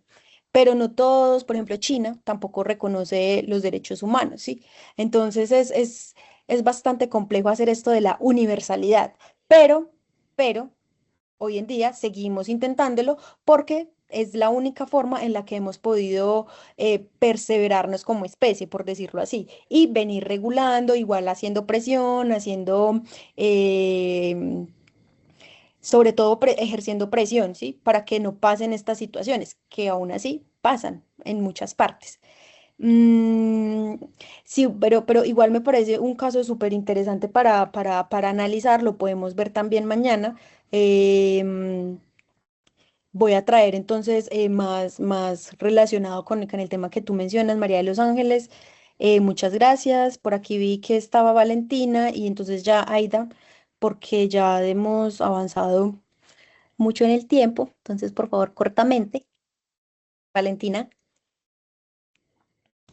Listo, profe, muchas gracias. No, quería como aportar un poco y de pronto tener como las claridades y escuchaba atentamente lo que hablaban y mencionaban los compañeros, me parece súper interesante y yo pienso que han habido unos avances significativos en el reconocimiento de los derechos y los roles tan significativos que ejerce la mujer, y lo decía ahorita la compañera, la mujer, y en la gran mayoría la mujer no solamente es mujer trabajadora, sino mujer empresaria, mujer ama de casa, mujer esposa, mujer mamá, mujer hija, una serie de roles significativos que hacen que a veces se genere una barrera y una brecha muy significativa, no solamente en la obtención de títulos profesionales o de espacios laborales, sino también que limita a muchas veces, y tuve incluso la experiencia en que una persona no, pues mencionaba que no contrataba mujeres porque se embarazaban, ¿cierto? Que son cosas que uno al siglo XXI le parecen inéditas con todas las evoluciones, pero que siguen existiendo esas brechas y esas perspectivas machistas de hombres y de las mismas mujeres que limitan y generan que se tengan que crear enfoques de género, ¿cierto? El compañero decía pues que eso debía hacer desde que inicia, ¿cierto? Esa paridad y esa igualdad en temas de género, pero yo siento que hay una disyuntiva muy, muy grande y creo que se ve mucho en el sistema internacional de derechos humanos, y creo que lo mencionaba con lo que mencionaba la compañera María de los Ángeles, y es que yo siento que hay como un conflicto entre no solamente soberanía y derechos humanos y los tratados internacionales, sino que está la soberanía, la justicia y la cultura, porque hay veces que la cultura está tan impregnada dentro de las acciones buenas, malas, de matanza, de castigos que no deberían existir, pero que está tan interiorizada en la cultura de ciertos países, incluso dentro de nuestro territorio. Hace poco se logró legislar un poco el tema de la ablación femenina, que para uno que no es la cultura es algo inédito, algo horrible, tenaz, pero dentro de su cultura es algo que está normalizado, ¿cierto? Entonces, Total. pues yo quería comentar eso y como aportarle al debate y pues en la clase que nos veamos o toquemos el tema pronto poderlo profundizar más. Y es que justamente esta semana leía que una chica, una diputada alemana que se llama Dana Steinmüller, llevaba a su hijo en brazos a sesionar en cada uno de los debates, las plenarias que se tenían dentro de su municipalidad. Y pues creo que eso también es una base significativa en ese enfoque de género, de poder equilibrar y poder la mujer ejercer sus roles, los roles que haya tomado o haya decidido dentro de ese ámbito laboral, ese ámbito académico, y que creo que es un avance muy significativo en esa dignidad humana y en esa obtención de derechos humanos. Eso era lo que quería aportar, profe. Muchas gracias. Bueno, no, muchas gracias a ti por la apreciación y es muy importante que generemos justamente estos debates, porque es de esto que nace la idea de querer cambiar y de llevar un impacto diferente a todas nuestras esferas de relacionamiento. Entonces, es bastante importante que tengamos estos espacios y vi que también Aida había regresado habías levantado nuevamente la mano Ay, sí, o ya pero no. voy a ser ahí Sí, muy breve, ¿me escuchan? sí, cuéntanos. No, no sé si lo alcanzamos a debatir ahora, pero sí quiero como que nos queden dos cositas en el tintero. Em, con respecto a lo que decía el compañero Héctor, mm, mm, a ver, no, de pronto hay muchas cosas que podemos como tergiversar y eso, pero más que seamos iguales como un tema competitivo y eso, voy a dejar una palabrita ahí en el aire para que la analicemos y la debatimos en la próxima, que más que igualdad es equidad, que es una cosa diferente, ¿sí? Para que también me parece importante que nos apropiemos de ese concepto que nos va a servir seguramente mucho en este tema, en todos nuestros temas. Y segundo, que también en cuanto a lo que hablaba, creo que la compañera María en Los Ángeles, el tema y lo que tú decías de que, bueno, ¿por qué me van a salvar si yo estoy pidiendo ser salvada, cierto? Ahí también hay que analizar un tema y es que recordemos, o bueno, los que no sepamos, que también recuerden que ese tema de todo lo internacional, también, como nos explicaba ahora la profe, a ver, los países deben añadir como a su como es que no recuerdo el término, profe, cuando, por ejemplo, bueno, tengo más claros los convenios de la OIT, que cuando son aceptados, cuando son ratificados, ¿cierto? Eso, ¿Mm? todo ese tema cuando el país ratifica que es estar de acuerdo con esos temas internacionales, entonces lo añade como a su bloque de leyes, ¿cierto? Para Exacto. que también, como debatamos eso, porque ese es uno de los de las posibles causas que yo veo, que claro, si los países no se apropian de eso, pues obviamente esos ciudadanos quedan por fuera también de eso y no, y ahí es donde se genera como esa fisura, pero entonces para que si no lo alcanzamos a hablarlo hoy, lo tengamos pues ahí pendiente, que yo pienso que es una parte importante también que debemos conocer para que tengamos un poco de claridad en esos porqués que nos parecen todavía tan horribles en tantas cosas, pero que podamos tener más lucecita. Muchas gracias. Sí, no, gracias a ti por las aclaraciones, tienes toda la razón. Igualdad no es lo mismo que equidad, son conceptos completamente diferentes y es importante tenerlo claro.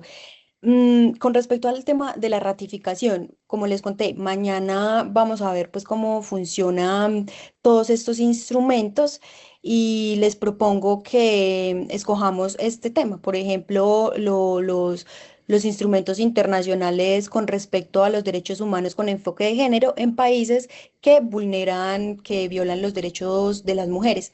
Entonces lo podemos hacer de esa manera mañana para entonces avivar el debate. Sin embargo, si bien lo que tú dices es verdad, depende de cómo se ratifiquen estos instrumentos a nivel interno de cada país para saber, por ejemplo, en Colombia, una vez se incorpora, se ratifica, se firma, se ratifica, se le hace el control de constitucionalidad por la Corte y ya entra a ser parte del bloque de constitucionalidad. Eso lo explicábamos en el módulo uno, que estos tratados hacen parte ya del todo el esquema y del entramado jurídico de nuestro sistema.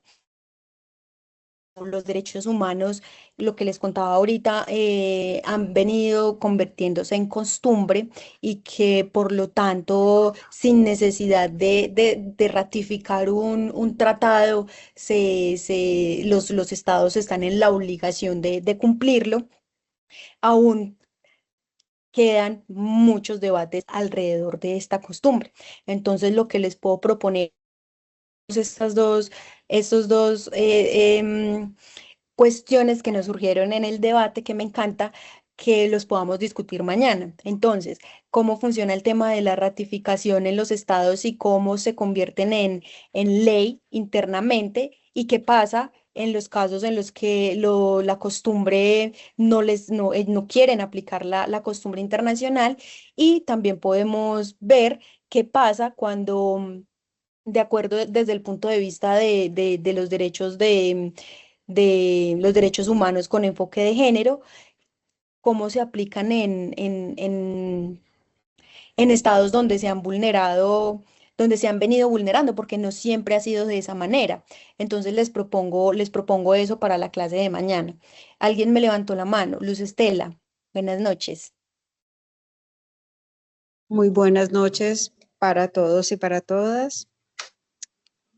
Bueno, yo quisiera que para la próxima sesión también se pudiera tener en cuenta un país que sí respete los derechos humanos y que sí cumpla con el enfoque de género y cómo lo lograron.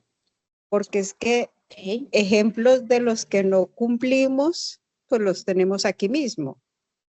Pero yo sí quisiera saber quiénes sí los cumplen y cómo se logra.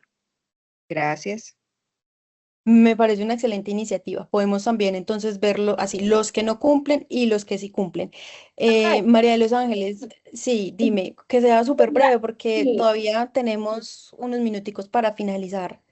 Sí, quería a la compañera, a la compañera Luz Estela, quería decirles también que el año pasado tuve la posibilidad de estar en un congreso, una conferencia de género que dio la presidenta de Kosovo, y ella empezó a reconocer los derechos humanos de las mujeres y a tratar de limpiar un poco esa mancha generacional que creó el agredir a las mujeres en temas de guerra. ¿Por qué? Porque las mujeres en temas de conflictos eran los premios, por decirlo así, y aunque perdónenme por la parte en la que suene vulgar, pero eran premios de guerra. Entonces resulta que se hizo una investigación de que las mujeres, cuando llegaban las personas contradictorias a ese ejército que estaba en Kosovo, cogieron a las mujeres como premios de guerra, las violaron, se hizo una degradación de las mujeres en temas de derechos humanos, y la presidenta de Kosovo ha iniciado todo un proceso para que se empiece a contar esta historia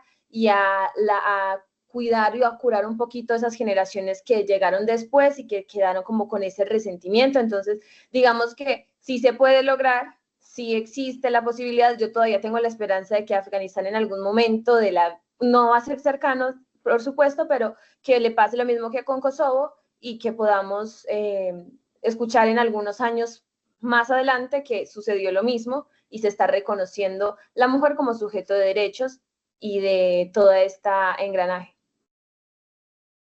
Listo, sí, muchas gracias. Mira que es que no solamente pasa en Kosovo, tienes mucha razón. Históricamente las mujeres han sido violentadas en todos los conflictos, para no irnos muy lejos, en el conflicto interno colombiano también.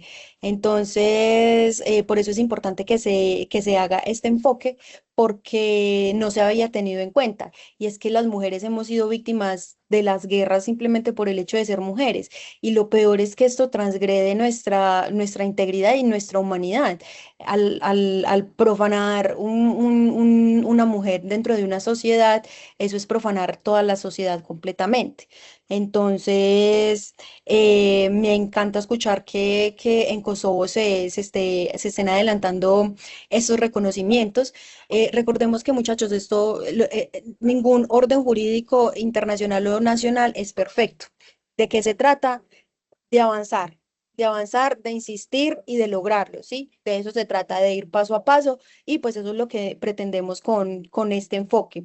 Yo voy a intentar continuar rápidamente porque si esta era la parte, me encanta que se haya abierto el debate, lo podemos continuar el día de mañana.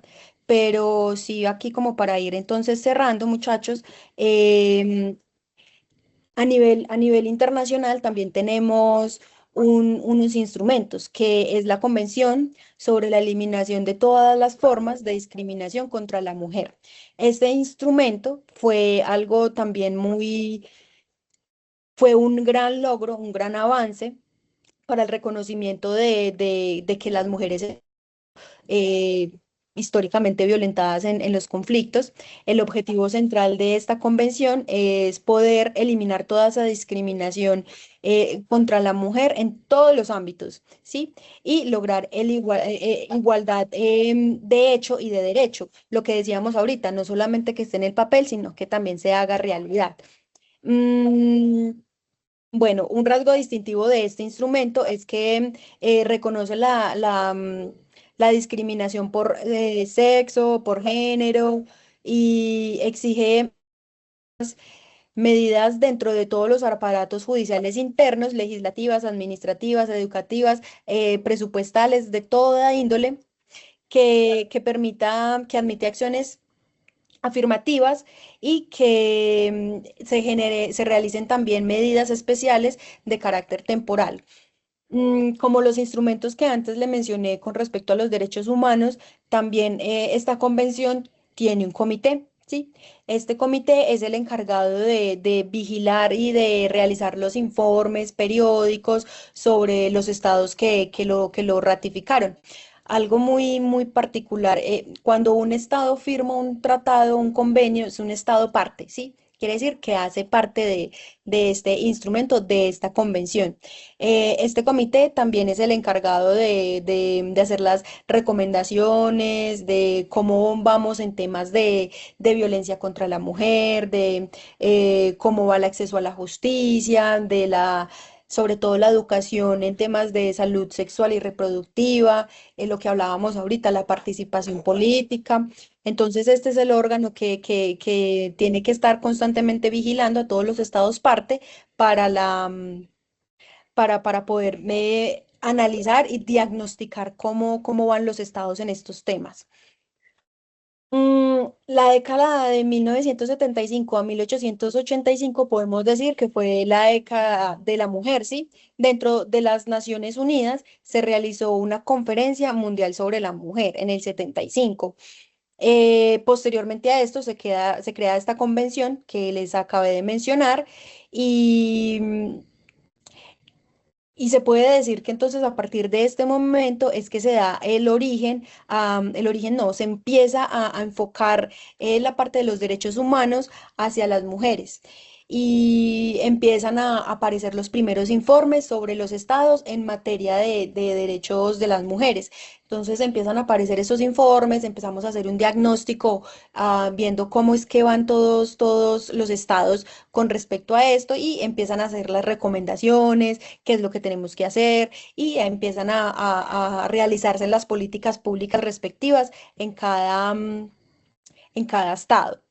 También hay una resolución bastante importante que es la resolución 1325, también dentro del marco de las Naciones Unidas, que es importante porque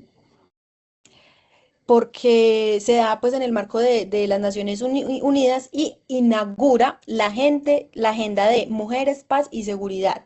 Entonces acá tenemos por primera vez que el órgano principal de mantenimiento de la paz, esta resolución es una, olvidé mencionarlo, es una resolución del Consejo de Seguridad de Naciones Unidas. Recuerden lo que les dije ahorita. La Asamblea, las resoluciones de la Asamblea no son vinculantes, sin embargo, las del Consejo de Seguridad sí lo son. Entonces tenemos esta resolución sobre la agenda de las mujeres emitida por el Consejo de Seguridad. Entonces tenemos acá el órgano principal encargado del mantenimiento de la paz y de la seguridad internacional que reconoce que en los conflictos armados, lo que les decía ahorita, se han afectado de manera diferenciada a las mujeres y a las niñas, ¿sí? Porque no solamente han sido víctimas de violencia sexual, desplazamiento, sino que también han sido actoras clave para la resistencia y la reconstrucción de las sociedades.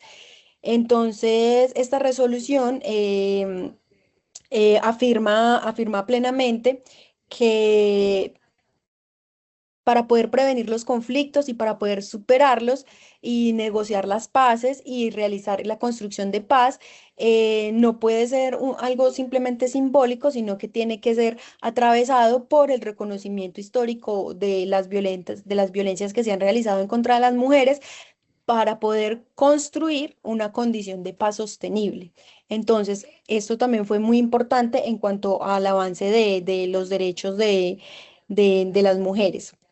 Entonces, a partir de esta resolución, se han ido adoptando otras resoluciones a lo largo de esta agenda y se han abordado temas como la violencia sexual, la participación política, la protección de las defensoras de los derechos humanos. Em, Todo esto que les acabo de mencionar, todo este desarrollo normativo y también político, porque el hecho de que haya salido del Consejo de Seguridad es político, nos dice que el género deja de estar plasmado en un tratado y en una conferencia específica, sino que se convierte en un criterio transversal, ¿sí? Un criterio transversal de interpretación de todo el aparato del sistema internacional de los derechos humanos. Entonces, ¿esto qué quiere decir, muchachos? Que cuando un órgano internacional va a analizar un caso de, no sé, tortura o desplazamiento forzado, hoy se espera que se pregunte primero cómo estos fenómenos o cómo estas violencias han afectado a los hombres distinta, porque es que no solamente se trata de decir cómo es que han afectado a las mujeres, sino también cómo han afectado a los hombres. De eso se trata el enfoque de género, porque es que no nos afectan de la misma manera, siempre afectan de maneras distintas. Cómo influyen los estereotipos de género, qué obstáculos adicionales pueden enfrentar las mujeres para la denuncia, para acceder a la justicia y para la obtención de reparación. Entonces, por eso es que es tan importante esta resolución, porque entonces ya transversalizó el enfoque de género en tema de derechos humanos. Además, pues de este enfoque también se ha venido desarrollando algo que se llama la interseccionalidad. Lo que les decía ahorita, no todas las mujeres somos iguales. Entonces, ¿qué significa esto? Reconocer que las mujeres no somos un grupo homogéneo, que hay mujeres indígenas que no tienen las mismas dificultades para el acceso a la justicia o derechos que una mujer afrodescendiente o con una mujer con discapacidad, una mujer migrante, una mujer campesina. Todas estas atraviesan discriminación de forma muy diferente. Entonces, por eso también tenemos que traer la interseccionalidad para poder coger cada capa de discriminación e identificar esas razones y que ha ido reforzando esta discriminación. Entonces, el sistema internacional ha empezado entonces ya a incorporar también esta particularidad que es la interseccionalidad. Entonces ya tenemos dos enfoques que se han venido dando. Y ya muchachos, pues para terminar, quería contarles que desde la Academia Diplomática, desde la Cancillería, se ha ido implementando algo que se llama la diplomacia feminista. ¿Qué es la diplomacia feminista? Pues bueno, es la primera política exterior feminista que ha tenido el país colombiano. Lo que decíamos, vamos avanzando, pero vamos avanzando, poquito, pero vamos. Y lo que busca esta diplomacia es precisamente darle este enfoque a todas las acciones internacionales que realice el Estado colombiano, ¿sí? Para reducir las brechas de género, para promover la igualdad y bueno, esta política no solamente está enfocada en la inclusión de las mujeres, sino también en las personas de LGTBIQ+, en la construcción de paz, en la promoción de derechos y en la transformación de normas sociales y prácticas patriarcales. Entonces, esa es la iniciativa que se ha tenido desde el Estado colombiano para abordar lo que les decía, la interseccionalidad y ay, se me fue la palabra. Ay, la transversalización y la interseccionalidad. Entonces, esa ha sido como la respuesta que se le ha dado a estas particularidades desde la Cancillería. Bueno, aquí había un video sobre los derechos humanos y el derecho internacional humanitario, pero bueno, no es necesario que lo veamos hoy. Igual, muchachos, yo esta presentación se las voy a compartir para que pues ustedes las puedan ver. Igual a las personas que no pudieron asistir, porque la idea es que todo el mundo se forme y tenga al menos unas nociones básicas al momento de presentar el concurso de ingreso a la carrera diplomática. Lo que siempre ya les he dicho, la idea es democratizar el ingreso a hacer carrera diplomática y bueno, no, ya concluimos nuestra sesión de hoy con esta presentación y en resumen entonces es que lo que es el Estado y el derecho internacional son los que constituyen todo este marco general y normativo en el cual se desarrolla el derecho internacional de los derechos humanos, ¿sí? Y este es el que introduce los límites a la soberanía estatal, lo que les mencionaba ahorita, ¿sí? Que los estados no pueden hacer y deshacer con su población en nombre de la soberanía. Y mediante todos estos mecanismos de tratados, de mecanismos de protección y todo este engranaje, el enfoque de género se ha vuelto para interpretar y aplicar estos derechos, así como para orientar de manera responsable toda la acción internacional de los estados. Colombia no es el único país que está hablando de política de diplomacia feminista, no, todos estamos hablando de este tema. Entonces, muchachos, bueno, con esto finalizo y las personas que no pudieron acompañarnos el módulo pasado, les cuento que el ejercicio final de estas charlas, de estos cursos, es la realización. ¿Por qué? Porque como les contaba en el módulo primero, para presentarse para hacer carrera diplomática, en las pruebas escritas es obligatorio la construcción, sí, la construcción de un ensayo tipo disertación. Entonces, lo que hemos venido haciendo es que voy dejando los ejercicios que no son obligatorios estos, pero que sí les puede ayudar a practicar para el ejercicio final de estos cursos, pero también para entrenarse para presentar el examen de la carrera diplomática el próximo año. Entonces ahí les dejo el ejercicio y yo les enviaré esta diapositiva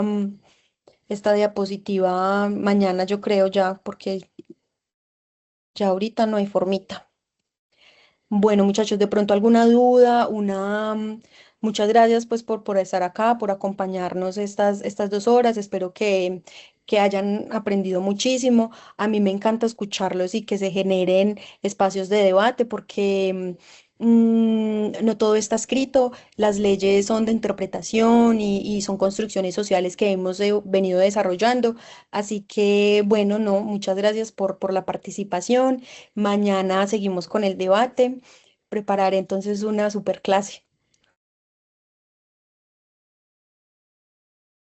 Eso esperamos. Muchas gracias.